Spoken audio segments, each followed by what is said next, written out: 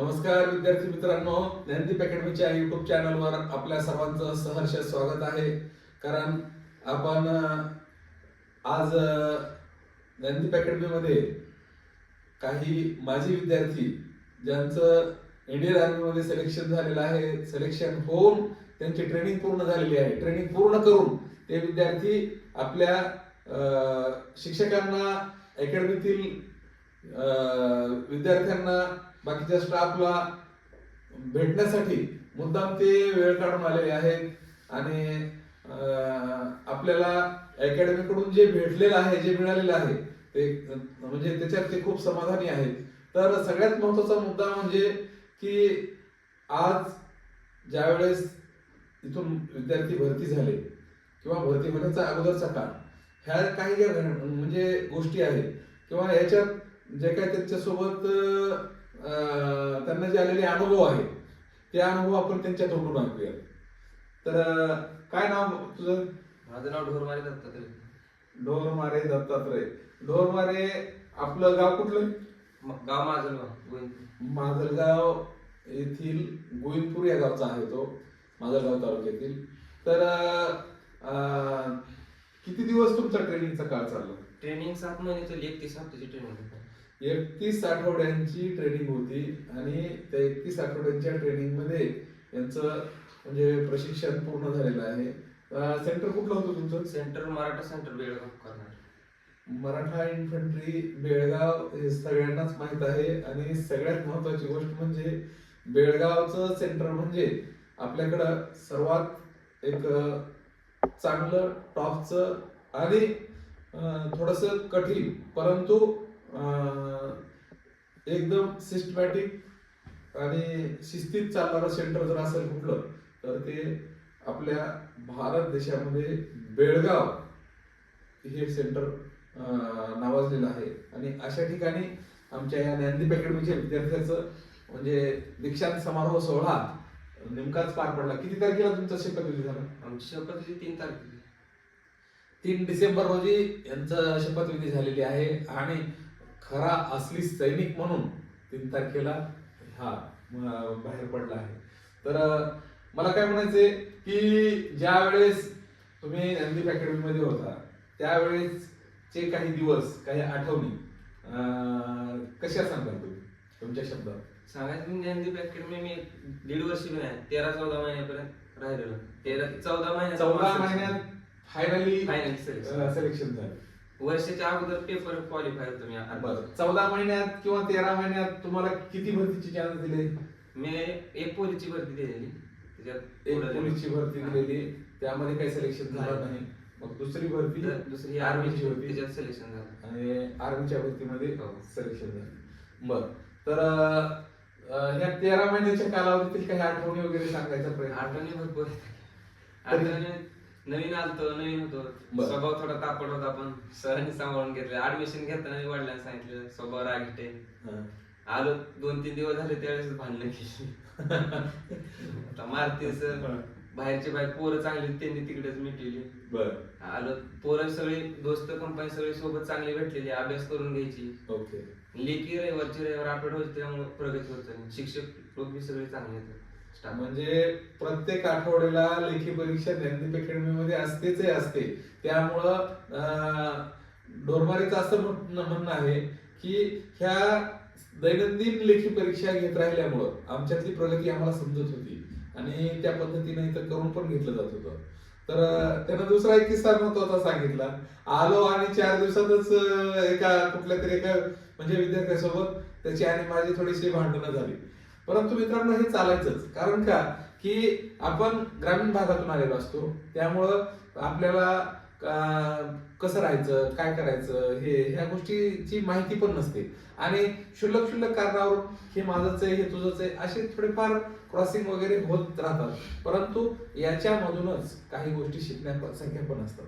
कारण का equality total सर्वांनी अकॅडमीमध्ये काय होतं की एक डिसिप्लिन नावाचा प्रकार. बघा त्यानंच काय सांगितलं की आलो की 4 दिवसात लगेच माझं कोणासोबत तरी भांडण झालं. पण मित्रांनो त्यानंतर मी काय म्हणतो ते त्याच्या तोंडूनच आहे का तुम्ही, त्यानंतर त्याच्यामध्ये राहिलेल्या म्हणजे 13 ते 14 महिन्यात काही त्याच्याकडून म्हणजे चुका वगैरे झाल्या का, किंवा किती जणांसोबत भांडणं झाली तोच सांगा. नंतर भांडणच केली नाही की. लक्षात ऐकून घ्या, कारण का Academy मध्ये एक डिसिप्लिनरी रूल्स तयार झाला त्याच्यामध्ये. अकॅडमी तुम्ही येतात मुलं, एक भरती दिली की निघून जातात, ते सांगतात होत नाही. पण तुम्ही तुम्ही होऊन जाताना अगर नाही, पण एक चांगला माणूस तिथनं बोलून जाताना एवढंच. सगळ्यात महत्वाचा मुद्दा आहे की दत्तात्रय ढोरमारेचं असं म्हणणं आहे की तुम्हाला नोकरी लागल अथवा न लागल हा पुढचा मुद्दा आहे, परंतु तुम्ही एक चांगला नागरिक या अकॅडमी मधून बनू शकता, हे त्याचं म्हणणं आहे. असं तर मला काय म्हणायचंय की जे काही तुम्हाला शिकवायला वेगवेगळे शिक्षक होते, मग ते गणित बुद्धिमत्ता असेल किंवा इकडे पोलीस भरतीला मराठी व्याकरण असेल किंवा जनरल नॉलेज असेल, या शिक्षकांबद्दल काय मत आहे तुमचं, किंवा कसं वाटलं तुम्हाला? शिक्षक लोक सगळे चांगले आहेत आणि सगळे टॉपचे शिक्षक आहेत. लांबून येतात, शिकवितात आणि विषय सांगायचं गणिताला सारख्या विषयाला 2-2 शिक्षक आहेत. आणि टॉपिक वाईज टेस्ट होते. नंतर टॉपिक संपला, व्याकरण असो, एक नाम सर्वनाम संपलं, त्याची टेस्ट होणार, पेशक 100 मार्क. टॉपिक वाईज टेस्ट झाल्या मग त्यात कळायचं की आपल्या चुका किती तर काय, मग त्याच्यावर परत रिव्हिजन मारायचं. त्याच्यापासून एक वेळ असायचं की आठवडी टेस्टला आउट ऑफ मार्क निघायचे. गणित बुद्धिमत्ता जीके थोडं कच्चं होतं माझं, गणित बुद्धिमत्ता मराठी आउट ऑफ मारलेली भरपूर वेळेस आठवडी टेस्टला.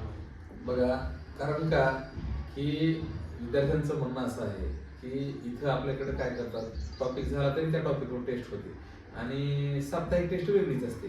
तर त्याचं म्हणणं असं आहे की टॉपिक टेस्टला काही काही वेळेस मला आउट ऑफ मार्क पडली.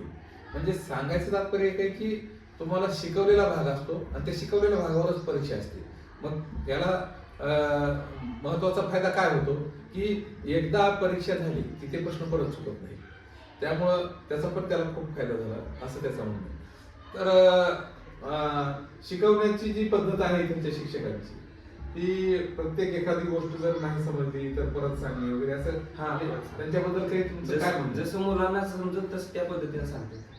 असं नाही की सगळं आता इथं भरपूर मुलं राहतात, एकट्यानं जरी विचारलं तरी एकट्याला सांगतात. असं म्हणणार नाही की आता इथं इतकी पोरं तुझ्या एकट्यासाठी कुठं टाइम आहे घाली, पण तसं वेळ नाही, देणार म्हणजे देणार. नंतर भेटून विचारा, आपण बाहेर जरी विचारलं तरी ते तिथं थांबून सांगत. असं नाही की मी आता क्लासच्या बाहेर निघलो आता मला जायचं, तसं गोष्ट कधी कोणी म्हणलं. म्हणजे विद्यार्थ्यांची समस्या सोडवणं आणि त्या शिक्षकांचा म्हणजे कुठल्याही परिस्थितीत त्याच्या समस्येपर्यंत पोहोचतात आणि समस्येची उकल करून देतात. म्हणजे कन्सेप्ट क्लिअर झाल्याशिवाय शिक्षक सुद्धा शांत बसत नाही, हे पण महत्वाचं आहे. बरोबर आहे. बरं, आता हा झाला भरतीपर्यंतचा प्रवास.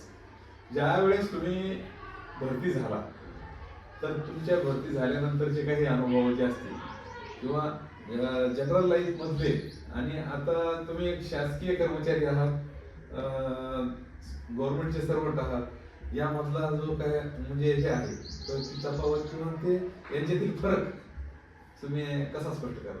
फरक म्हणजे सर, नोकरी लागायच्या अगोदर काही गोष्ट झाली, घरी फोन लावा, पैसे द्या, अगर काय काम नसलं. आज फॉर्म भरला म्हणजे कुठं काय काम असलं, पैसे परत एक दिवस आड जर पैसा मागायला म्हणलं घरी कसं तरी वेगळं वाटतं. आपल्याला जीवाला व्हायचं. आणि आता आपल्याच खिशात पैसा पाहिजे तितका आहे, कुठं खर्चावं काय नाही. कारण आज मग 20 आता कम्प्लीट होईल, मला 14 तारखेला. बरोबर.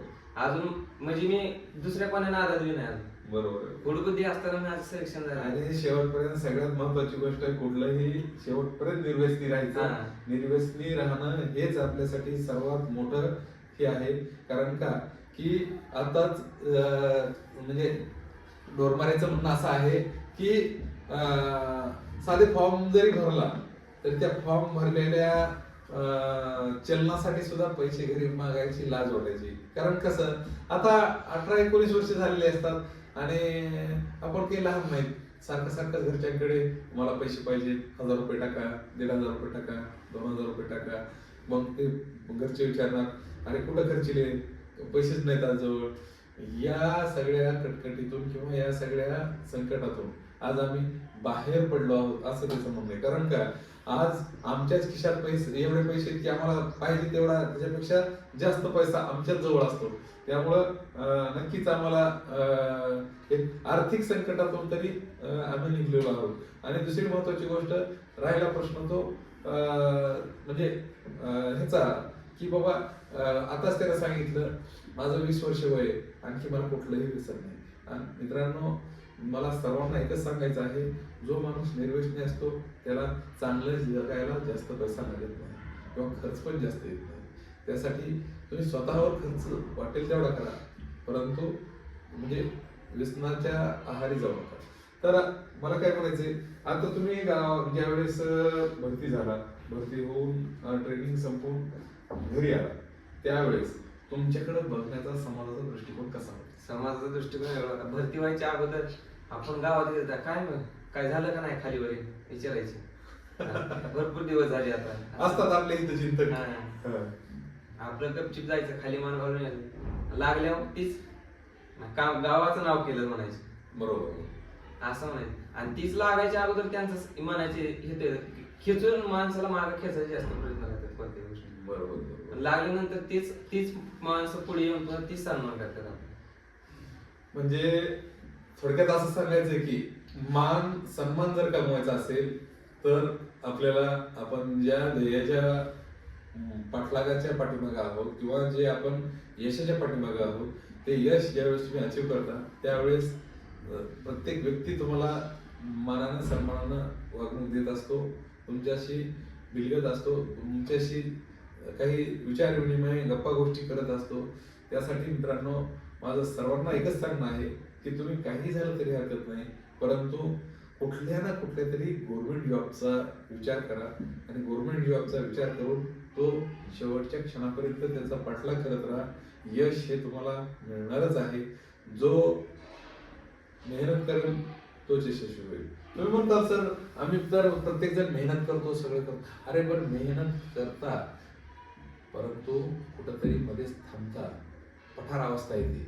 ती पठारावस्था आली नाही. कारण का सगळ्यात महत्वाचा मुद्दा येते की कधी कधी अपयश पण येतं. अपयश आलं तरी चालेल, परंतु अपयशाच्या नंतर आपल्याला हळूहळू हळूहळू अपयशाचा पूर्ण जिना चढायचा आहे आणि त्यावेळेस कुठेतरी आपल्याला यशाचं आपल्याला टोक दिसणार आहे. आणि त्या यशाच्या टोकावर तुम्ही ज्यावेळेस जाल किंवा यशाच्या उंबरठ्यावर ज्यावेळेस जाल आणि पाठीमागं वळून पाहाल, त्यावेळेस अख्खा अपयशाचा जिना तुम्ही चढून एक यशाच्या शिखरावर पोहोचलेला असतात.